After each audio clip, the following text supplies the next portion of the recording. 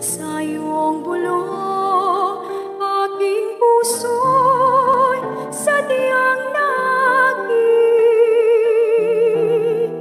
Ngunit aking sala ay iyong asakit. Nabasa na ba ninyo ang kwento ni Propeta Osea sa Lumang Tipan? Sinabi ni Yahweh kay Osea na iibig siya at pakakasalan ang isang babaeng salawahan at taksil upang maranasan niya at maunawaan ang sakit ng pagtataksil ng bayang Israel sa kanilang may kapal. Ito ay dapat magsilbing babala sa mga salawahan na dulot ay kahirapan ang kanilang pagtataksil. Pero parang baliwala naman sa kanila ito.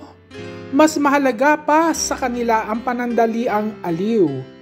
Higit ang aking awa kay Osea at kita ko sa kanya ang aking pagdurusa sa kamay ng isang narsisismong taksil. Nauunawaan ko na kasing lakas ng pagmamahal ko ang pag-ibig ng Diyos. May pag-asa pa bang magbago ang isang taksil? Kung higit ang pagmamahal niya sa sarili at walang paki sa iba. Isang pathological narcissist? Ewan ko.